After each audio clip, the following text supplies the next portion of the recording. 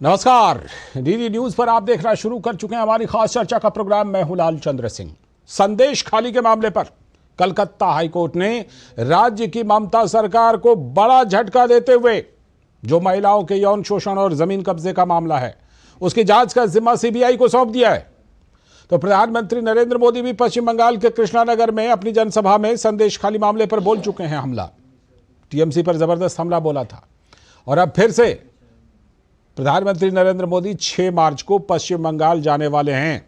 संदेश खाली से थोड़ी ही दूरी पर बारासात है, वहां प्रधानमंत्री का कार्यक्रम है और वहां पर जो पीड़ित महिलाएं हैं वो बिना घूंघट के पहली बार खुलकर सामने आने वाली हैं।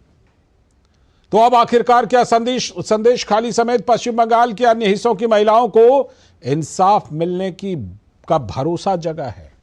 इसी पर आज चर्चा करेंगे। जुड़ेंगे खास मेहमान में, लेकिन सबसे पहले देख लेते हैं कि इस मामले में आज और अभी तक हुआ क्या क्या है। सबसे पहले संदेश खाली मामले पर कलकत्ता हाईकोर्ट का बड़ा फैसला आया। कलकत्ता हाईकोर्ट के मुख्य न्यायाधीश की खंडपीठ ने आज संदेश खाली की जांच का जिम्मा सीबीआई को सौंप दिया। हाईकोर्ट के चीफ जस्टिस ने शेख शाहजहां समेत कुल 3 जांच सीबीआई को सौंपने का आदेश दे दिया। मुख्य आरोपी शेख शाहजहां को अन्य दस्तावेजों के साथ आज ही सीबीआई को सौंप दिया गया। भाजपा ने हाईकोर्ट के इस फैसले की सराहना करते हुए पश्चिम बंगाल सरकार को आड़े हाथों लिया।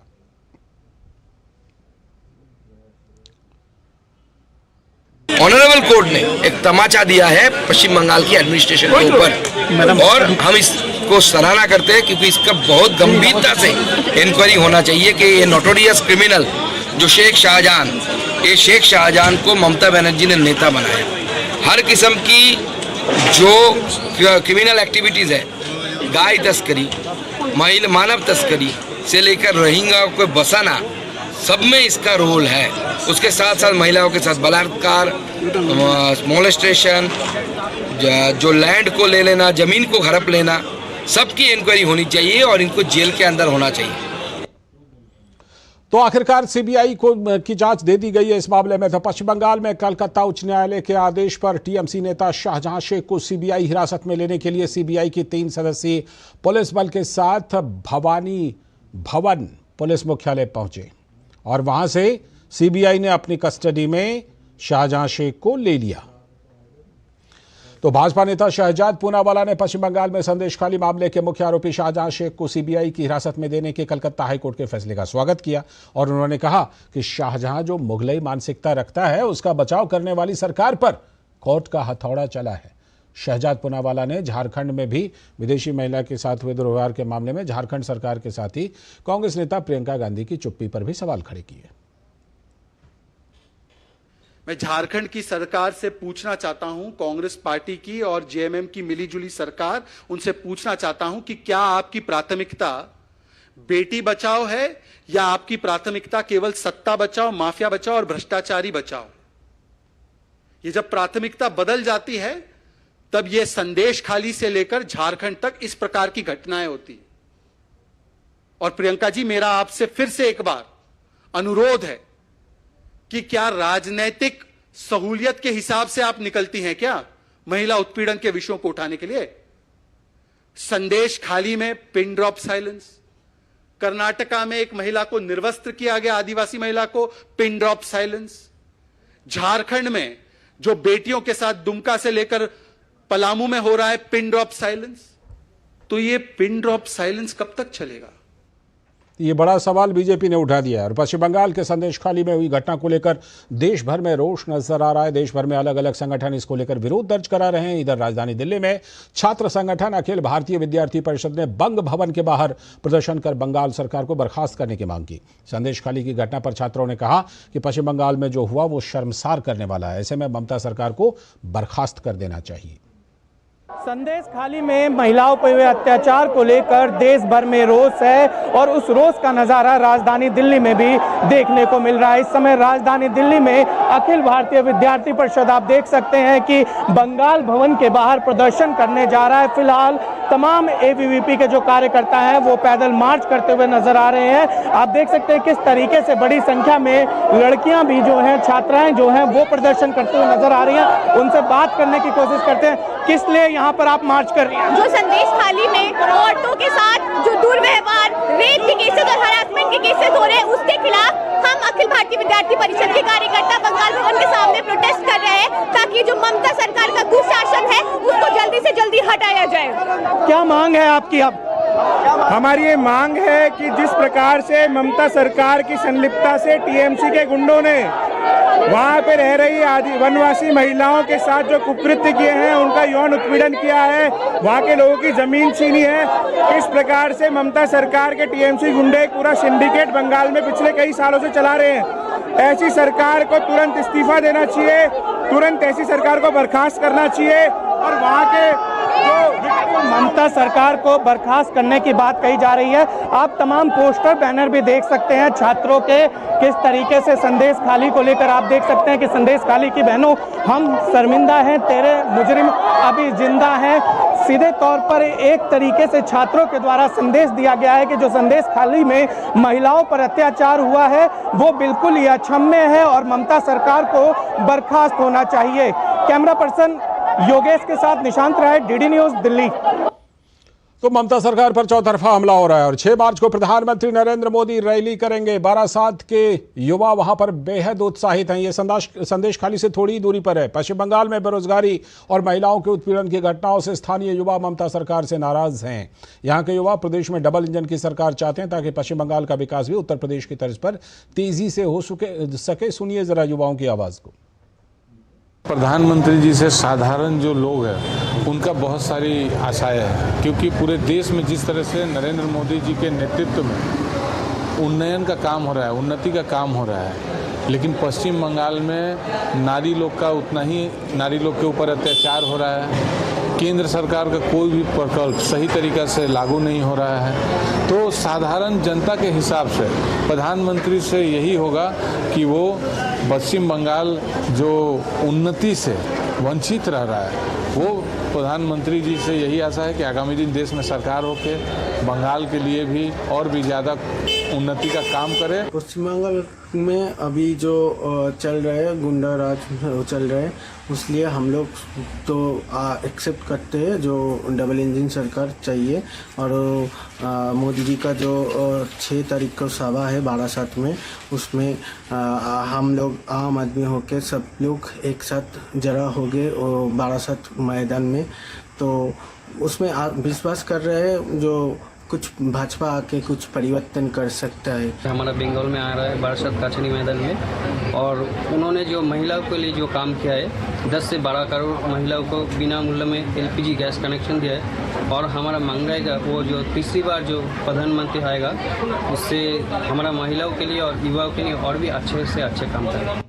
तो लोगों की उम्मीदें हैं और उम्मीदें तो लोकतंत्र में चुनाव के माध्यम से पूरी होती हैं। तो राष्ट्रीय चुनाव आयोग आगामी लोकसभा चुनाव की तैयारियों में इस बीच जुटा हुआ है। आयोग की टीम ने इसी संबंध में पश्चिम बंगाल का दौरा कर राज्य में कानून व्यवस्था की स्थिति और चुनाव की तैयारियों का जायजा लिया। और कोलकाता में मीडिया से बात करते हुए मुख्य चुनाव आयुक्त राजीव कुमार ने कहा कि चुनाव आयोग C vigil citizens be vigilant नाम से एक एप्लीकेशन लॉन्च करने जा रहा है। अगर चुनाव से जुड़ी किसी भी तरह की अनियमितता या हिंसा की बात हो तो यूजर्स इसके जरिए रिपोर्ट कर सकेंगे। मुख्य चुनाव आयुक्त ने कहा कि इस तरह की किसी भी शिकायत पर 100 मिनट के भीतर ही कार्रवाई की जाएगी। अगर कोई भी व्यक्ति शिकायत हो रही है, कोई गड़बड़ी हो रही है, अगर कहीं कोई हिंसा की तैयारी हो रही है, कहीं कोई पैसा बांटने की तैयारी हो रही है, लीकर की तैयारी है, ड्रग्स की तैयारी है, इरेगुलर टाइम में कैंपेनिंग हो रही है, तो इस एप्लीकेशन से या तो लिखकर या तो फोटो खींचकर हमें भेज दें। जहां से भी भेजा गया वहां का लोकेशन हम खुद से ले लेंगे, उसके लॉन्गिट्यूड और लैटिट्यूड से, और विदिन 100 मिनट्स हमारी टीम जांच की वहां पहुंचेगी, जांच करेगी, एक्शन लेगी और ये बताएगी भी कि क्या बात सही थी, पार्शियली सही थी और उस पर क्या एक्शन लिया गया। और इन सब के बीच एक और खबर आई। कलकत्ता हाईकोर्ट के पूर्व जस्टिस अभिजीत गंगोपाध्याय जल्द ही राजनेता के तौर पर नजर आ सकते हैं। उन्होंने मंगलवार को अपने पद से इस्तीफा दे दिया और बीजेपी में शामिल होने की घोषणा भी कर दी है। पूर्व जस्टिस अभिजीत ने प्रदेश की राजधानी कोलकाता में कहा कि 7 मार्च को वो बीजेपी में शामिल हो जाएंगे। Maybe on 7th in the afternoon, there is a tentative program when I'll join BJP. जुड़ेंगे अपने संवाददाता से और खास मेहमानों से भी, लेकिन फिलहाल वक्त है छोटे से ब्रेक का। ब्रेक के बाद लौटेंगे, फिर इस चर्चा को आगे बढ़ाएंगे। साल बरस और सदी नहीं, एक युग गुजर जाएगा, उम्र न पूछो वंडर की, जब फर्क नजर आएगा। वंडर सीमेंट, फर्क नजर आएगा। यार लड्डू, हम यहाँ बैठे बैठे पैसे बना सकते हैं।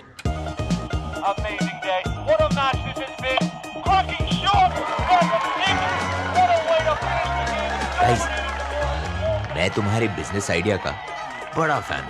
अब बिजनेस चाहे जो भी, एसबीआई का करंट अकाउंट तो चाहिए ना। एसबीआई करंट अकाउंट से सिंप्लीफाइड बिजनेस ट्रांजैक्शंस और ग्रेट कस्टमर सर्विस। एसबीआई, देश का फैन। मोदी सरकार की गारंटी, भारत होगा गरीबी मुक्त। 9 सालों में 25 करोड़ लोगों को गरीबी से बाहर निकाला। हमारा संकल्प, विकसित भारत। गोल्डी छोले मसाले, जहाँ जाए रिश्ते बनाए, जहाँ जाए रिश्ते बनाए, गोल्डी मसाले। So seguro the automobile, the policy बाजार व अहेरो मच दिनेरो। समझ में आया? मैंने कितनी बार हिंदी में समझाया कि पॉलिसी बाजार से कंपेयर करके कार इंश्योरेंस पे 8,000 रुपए तक बचा सकते हो, पर कुछ लोगों को अभी तक समझ नहीं आया, तो मैंने सोचा स्पेनिश में समझा दूं। Adios, amigos.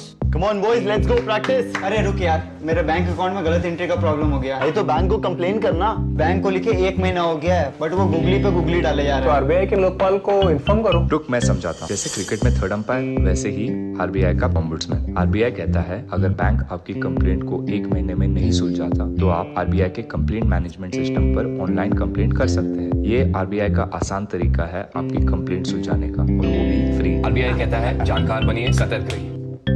मोदी सरकार की गारंटी, सभी को मिल रही हैं सस्ती एवं अच्छी दवाएं, वो भी कम से कम 75% कम कीमतों पर। और अब देश भर में 25,000 जन औषधि केंद्रों के अभियान के तहत रोजगार के अवसर की भी गारंटी। केंद्र संचालकों को 5 लाख से 7 लाख रुपए तक की वित्तीय सहायता का भी प्रावधान। जन औषधि केंद्र खोलने के लिए ऑनलाइन आवेदन www.janaushadhi.gov.in पर आमंत्रित हैं। साल बरस और सदी नहीं, एक युग गुजर जाएगा, उम्र न पूछो वंडर की, जब फर्क नजर आएगा। वंडर सीमेंट, फर्क नजर आएगा। स्वागत है। ब्रेक के बाद हम चर्चा कर रहे हैं कि अब संदेश खाली समेत जो पश्चिम बंगाल की महिलाएं, उनको इंसाफ की उम्मीद जगी है, क्योंकि सीबीआई जांच का आदेश हाईकोर्ट ने दे दिया। इसी पर चर्चा करने के लिए जुड़ रहे हैं हमारे साथ हमारे संवाददाता प्रसेनजीत बख्शी जी जुड़ गए हैं। साथ में हमारे साथ प्रकाश चंदेलिया जी हैं, एडिटर राष्ट्रीय महानगर के। बहुत बहुत स्वागत प्रकाश जी। साथ में वरिष्ठ पत्रकार रामकृपाल सिंह जी जुड़ रहे हैं। बहुत बहुत स्वागत सर चर्चा में। मैं पहले प्रसेनजीत दा से एक अपडेट ले लेता हूं। प्रसेनजीत दा, अभी एक जो न्यूज़ फ्लैश आ रहा है उसके मुताबिक करीब 13 करोड़ की संपत्ति ईडी ने अटैच कर ली है शाहजहां शेख की। एक तो ये इस पर जानकारी दीजिए, और दूसरी बात ये भी बता दीजिए कि क्या सीबीआई के शिकंजे में अब पहुंच गया शाहजहां शेख हाईकोर्ट के आदेश के मुताबिक? देखिए लालचंद, मैं तो आप जब रिपोर्ट दिखा रहे थे तब मैं खड़े खड़े हंस रहा था, क्योंकि आप तृणमूल कांग्रेस और ममता बनर्जी को नहीं पहचाने। आप नादान है। पहली बात तो यह है कि मैं बता दूं कि हाईकोर्ट की जो राय है उसके 1 घंटे के बीच, यह मैं कहना चाहूंगा तुरंत, कांग्रेस नेता, कब वो कांग्रेस नेता होते हैं कब वो वकील बनते हैं मुझे पता नहीं, अभिषेक मनु सिंघवी सुप्रीम कोर्ट के सामने पहुंच गया। ठीक है। जबकि सुप्रीम कोर्ट ने बता दिया कि इसमें जल्दी या ये जैसे कहता है कि जरूरी की आधार पर इसके ऊपर सुनवाई करने का कोई जरूरत नहीं है। लेकिन पहली बात तो यह है कि आप लोग नादान है, कब अभिषेक मनु सिंघवी नेता बनते हैं और कब वकील बनते हैं ये समझ में नहीं आता। बिल्कुल बिल्कुल। पहली बात तो ये। दूसरी बात यह है कि करीब 3 घंटा इंतजार करने के बाद सीबीआई को सीआईडी की हेडक्वार्टर छोड़ के जाना पड़ा। इसी सुप्रीम कोर्ट ने तृणमूल कांग्रेस सरकार को अभिषेक मनु सिंघवी को झटका दे दिया और बोला कि इसमें जरूरत की आधार पर सुनवाई करने की कोई जरूरत नहीं है। लेकिन इसी को बहाना बना के सीबीआई को हैंडओवर करने से मना कर दिया है सीआईडी ने। अच्छा, ये अभी का ये सीबीआई ने हाँ। सीआईडी की जो हेडक्वार्टर है भवानी भवन छोड़ के निकल गए हैं। हाँ। इसीलिए आप नादान हैं, आप नहीं पहचाने अभी तक ममता बनर्जी और तृणमूल कांग्रेस सरकार को। शेख शाहजहां को संरक्षण किस किस तरह से दिया जाए, यानी कि आप ये कह रहे हैं कि तमाम पैंतरेबाजी, जितनी पैंतरेबाजी तृणमूल कांग्रेस और ममता बनर्जी सरकार अपना सकती है, वो सारे हथकंडे अपना रही है बचाने के लिए। बिल्कुल बिल्कुल बिल्कुल, पूरा देश और हम सब लोग नादान है। हाँ ठीक है, मैं लौटता हूं आपके पास। प्रकाश जी, जो बात अभी प्रसेनजीत दा कह रहे थे, ये तो देखिए ऐसा लगता है कि अभी भी टीएमसी और ममता सरकार महिलाओं को इंसाफ देने के मूड में नहीं दिखाई पड़ रही है क्या? जब हाईकोर्ट का आदेश हो गया उसके बाद भी। लालचंद जी, आज 60वां दिन है। 5 जनवरी के दिन ही ये घटना हुई थी जब ईडी पर शाहजहां के गुर्गों ने हमला किया, और उसके बाद में दूसरे चरण की जो घटना हुई जब महिलाओं को बाहर आना पड़ा। 60 दिन के इस कार्यकाल खंड में ममता सरकार ने महिलाओं की सुरक्षा के लिए, महिलाओं को सांत्वना देने के लिए एक भी कदम नहीं उठाया है। और अब प्रसन्नजीत दा तो ठीक है, एक पत्रकार के रूप में बहुत ही अनुभवी है, बहुत वरिष्ठ हैं, उन्होंने बहुत सही बात कही है। और अब ये तो भ्रष्टाचार की बातें, ममता के उदाहरण आप इसी से देख लीजिए कि इन्हीं की पार्टी के एक वरिष्ठ विधायक तापस राय, कल उन्होंने इस बात को कहा है कि हमारी पार्टी के अंदर में भ्रष्टाचार करने वालों को हमारा पार्टी का नेतृत्व बचाव करता है। तापस राय, जिन्होंने कल तृणमूल कांग्रेस छोड़ दी, उन्होंने अनुव्रत मंडल के नाम का हवाला दिया और उन्होंने संदेश खाली का भी जिक्र किया। उन्होंने संदेश खाली का भी जिक्र किया। हाँ, बिल्कुल संदेश खाली का भी जिक्र किया उन्होंने। अब उनका ये कहना है कि ज्योतिप्रिय मल्लिक जो खाद्य मंत्री होते हैं वो भ्रष्टाचार में लिप्त पाए जाते हैं, पार्टी उनका बचाव करती है, अनुव्रत मंडल का बचाव करती है, और इस पार्टी पर कोर्ट की जो टिप्पणियां होती हैं उसका भी कोई फर्क नहीं पड़ता है। कोर्ट ने इस मामले में बहुत कड़ा संज्ञान लिया, और जिस दिन इसकी गिरफ्तारी हुई थी, प्रसन्नजीत जी आप जानते हैं, तब हाई कोर्ट ने टिप्पणी की थी कि आपको इस शेख शाहजहां की जमानत करवाने की इतनी जल्दी क्या पड़ी है, अभी 10 वर्ष लगेंगे इसकी जमानत के लिए। ठीक है कि कोर्ट को भी मालूम है कि यह मामला कितना गंभीर है जी। हजारों महिलाओं का आर्तनाद हमारी दीदी को सुनाई नहीं पड़ रहा है। बिल्कुल बिल्कुल, ऐसा लग रहा है कि तमाम हथकंडे बचाने के लिए अपना। आ रहा हूं प्रसेनजीत दा, आपके पास आऊंगा। जरा रामकृपाल सर से एक टिप्पणी ले लेता हूं, फिर आपके पास आता हूं। रामकृपाल सर, प्रधानमंत्री नरेंद्र मोदी ने कृष्णानगर में बहुत ही तीखा हमला किया था संदेश खाली वाले मामले पर। अब वहां से थोड़ी दूरी पर बारासात में प्रधानमंत्री का प्रोग्राम है 6 मार्च को, यानी कल ही। वहां पर ये महिलाएं पहली बार बिना किसी पर्दे के आएंगी और वहां जाकर अपने मुद्दे को रखेंगी। लेकिन इसके बावजूद ऐसा लगता है कि ममता सरकार की ढिठाई जो है वो बिल्कुल कम होने का नाम नहीं ले रही है।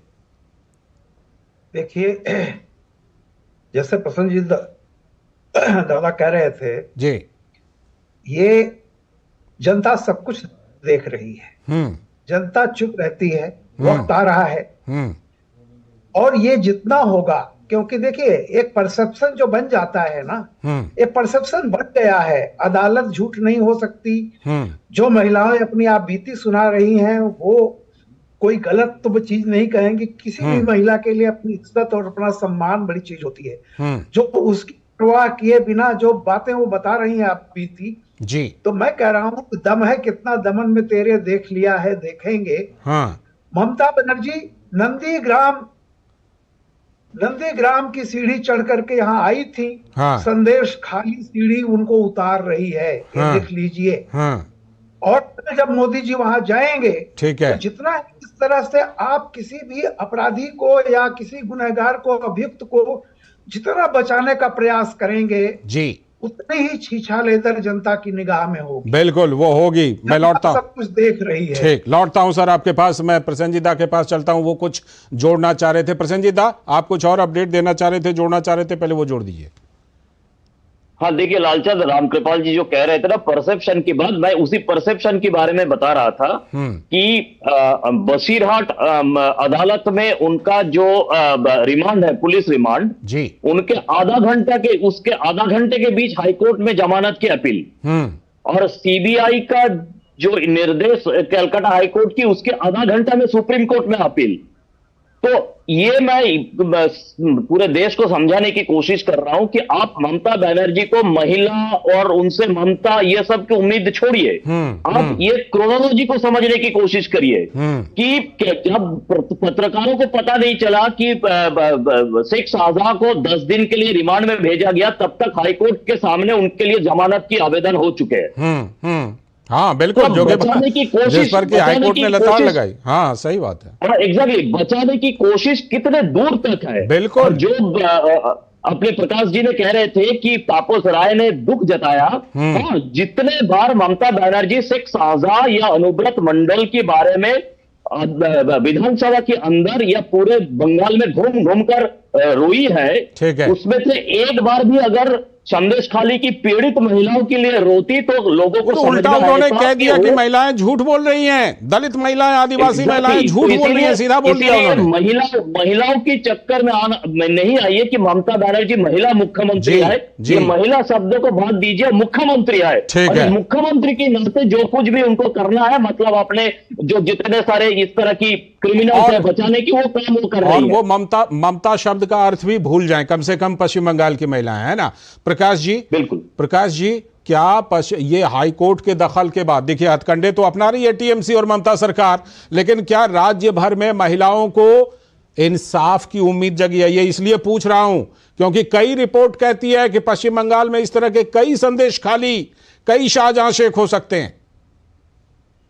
निश्चित रूप से बंगाल के हर जिले के अंदर में ऐसे कई शाहजहां हैं जो पूरे बंगाल के अंदर में हर जिले में है, हर अर्व में है। और देखिए सही बात तो यह है कि इन्हीं शाहजहांों की बदौलत ये सरकार जो है राज कर रही है, महिलाओं को आतंक में डाल देना। और आप जानते हैं कि बंगाल में निचले जो स्तर के चुनाव, निचले निकायों के जो चुनाव होते हैं, उन चुनावों का कोई महत्व नहीं रह जाता है। इसी संदेश खाली अंतर में लगभग 347 सीटें थी, जिसमें से 323 सीटों पर इनकी पार्टी के प्रत्याशी निर्विरोध जीत जाते हैं।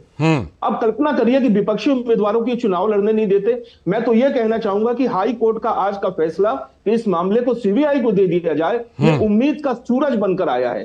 और इस सूरज की किरणें कल 12/7 में उस वक्त दिखाई पड़ेगी जब प्रधानमंत्री के जनसभा के अंदर में वो महिलाएं एक खुलकर सामने आएंगी, पहुंचेंगी और अपनी बात वहां पर रख पाएंगी, क्योंकि राज्य सरकार में इनको ये अधिकार नहीं है कि अपने दर्द की बात वहां तक पहुंचा सके। ठीक, रामकृपाल सर, जो बात अभी प्रकाश जी कह रहे थे उससे तो साफ लगता है कि TMC out of the way, एकदम जिसे कहते हैं ना सारी सीमा पार करके बचाने का काम इसलिए कर रही है क्योंकि ऐसे ही लोग टीएमसी के लिए वोट और नोट दोनों चीजों का इंतजाम करते हैं। मैं वही कह रहा हूं कि जब कोई भी सत्ता उसको लगता है कि उसके दिन जा रहे हैं तो वो जितना भी एक गलती को छुपाने के लिए वो तमाम गलतियां करेगी। ये जितनी चीजें हो रही हैं ये सब उनके अगेंस्ट जा रही हैं और उनको मालूम है कि तो वही होता है कि दर्द का हद से गुजरना, दबा हो जाना। जो सत्ता का कितना मिसयूज करेंगी आप कर लीजिए, और जितना इसको डिले किया जाएगा। शाहजहां शेख आज एक ऐसा व्यक्ति बन चुका है जिसके प्रति लोगों को नफरत हो गई है। बिल्कुल, को अदालत में क्या होता मैं नहीं कहता, लेकिन पूरे जनमानस में कोई सिंपैथी उसके प्रति नहीं है। और जो उसके प्रति सिंपैथी दिखाएगा, आप समझिए वो अलोकप्रियता की हदें पार करेगा। बिल्कुल बिल्कुल, आने वाले समय में इसका परिणाम आ जाए। जी, ये एक बात जो प्रकाश जी ने कही ना कि कुछ भी हो, कितना भी ये भटकाने की कोशिश करें, कितना भी बचाने की कोशिश करें, लेकिन जो हाईकोर्ट का आज का सीबीआई जांच का फैसला आया है ना, वो महिलाओं के लिए उम्मीद का सूरज है। बहुत बड़ी बात कही, और निश्चित तौर पर जो राज्य भर की महिलाएं हैं ना, वो उम्मीद से देख रही हैं। बहुत बहुत शुक्रिया आप तीनों का, रामकृपाल सर जुड़ने के लिए, प्रकाश जी आपका भी जुड़ने के लिए, और प्रसेनजीत दा आपका भी चर्चा में हिस्सा लेने के लिए बहुत बहुत शुक्रिया। तो ये बात तो बिल्कुल साफ है कि अभी भी ममता सरकार हथकंडे अपना रही है गुनाहगारों को, संदेश खाली के गुनाहगारों को बचाने के लिए, लेकिन उम्मीद यही है कि महिलाओं को इंसाफ जरूर मिलेगा। फिलहाल आज की चर्चा में इतना ही। नमस्कार।